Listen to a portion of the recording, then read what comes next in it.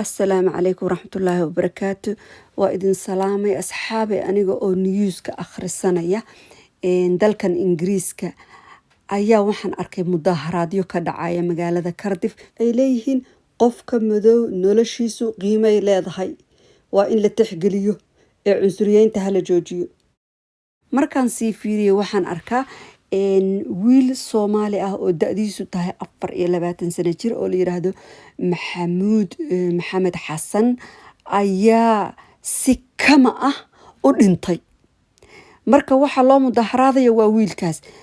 marka waxa dhacday inna lillahi wa inna ilayhi raaji'uun wiilka jimcihii la soo dhaafay 8 bisha May ahayd ayaa waxa gurigiisa ka kaxaystay booliiska habeenkii xabsigu ku hoyday wiilka subaxii waa la iska soo daayay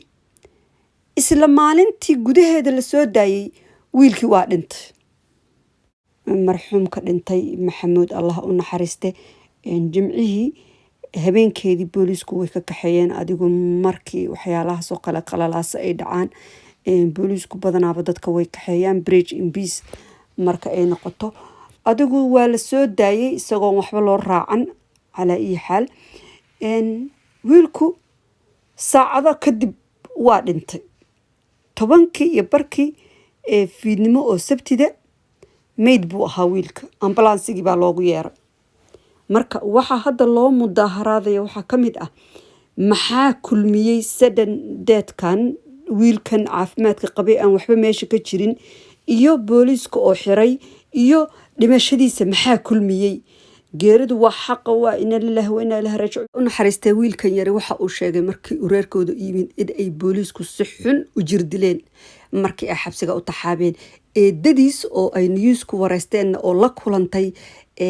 saacado kadib markii xabsiga laga soo daayay waxa ay xaqiijisay in dhaawacyo aad u fara badan ay wiilka ku yaaleen oo jirkiisa uu dhan u barbarsanaa uusan lahayn markii xabsiga loo taxaabayay wiilkan wax dhaawac ah haba yaraatee marka waxay tiri wiilkayagii nooma soo noqonayo laakiin ma nasan doono ilaa ay cadaalad timaado halkani markhaantiyaal kale oo arkay markii Maxamuud xabsiga laga soo daayayna waxa ay sheegeen inay aad iyo aad uga naxeen xaaladda uu Maxamuud ahaa waqtigaasi dharkiisa dhiig baa qariyay jirkiisa oo dhanna dhaawac baa ku yaalay isaga dhanna waa bararsanaa marka waa arin aad iyo aad u naxdin badan run ahaantii kee sababtayna in ay dadkani mudaharaadaan hadda because tuhum baa ku jira waxa keenay dhimashada la xiray wiilka iyo dhimashada waxay leeyihiin baaritaankii koowaad markii lagu sameeyay jirkiisa wax dhibaato ah lagama arag dhaawacyo lagama arag markhaantiyadii iyo waaridkiisna waxay leeyihiin jirkiisa dhan dhaawac baa ku yaala waaba bararsanaa gabigiisaba see wax u jiraan marka maxaa khaldan dhimashada ma ahan yacni waxa laga xun yahay geeridu waa xaq laakiin waa in la og yahay qofkaasi waxa uu dhintay gurigaaga adoo iska joogaa dhiban karta laakiin wiilkan isagoo caafimaad qabaa la kaxaystay sida la sheegay dhaawac isagoo uu soo noqday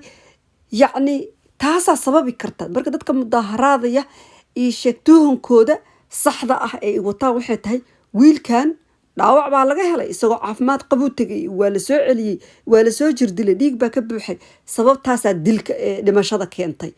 waa geeri aad u xanuun badan geeri kasta way xanuun badan tahay laakiin waxa weeye markaad cadaalad darro sii dareemayso way ka sii xanuun badan tahay run ahaantii aad ku tuhunsan tahay qofkaagii qof baa waxyeeleeyay taasoo kale waa waxaan weligaa kaa go'in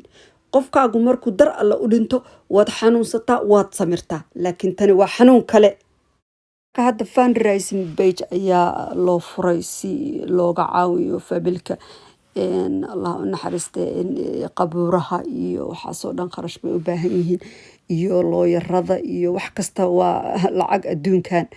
marka waliba hadda lacagtaas iyo adduunkaas maba yaraanayaan maxaa yeelay markaad rabto inaad wixii aad ka salgaarto waa inaad dad ka baxsan booliiskan iyo la qabsadaa yaa dad independent ka madax bannaan waa in la helo dadkii mudaharada ee waxay leeyihiin Maxamuud ma ahan qofkii ugu horeeyay oo booliisku sidan u galo oo ku taga waxaan rabnaa inaan ka dhigno inuu noqdo qofkii ugu dambeeyay sidaasaa dadka loo garab istaagaa marka arrintaa ha laga warhayo fundraisingka ha laga qayb qaato ha la caawiyo ha la garab istaago familka insha allah bilkariim kolba hadda waqti waxaa lagu jiraa ii sheegay cudur adduunka uu ka jiro aan la isla kulmi karin laakiin hana loo soo duceeyo familkaas insha allah wasalaamu calaykum waraxmatullaahi wabarakaatu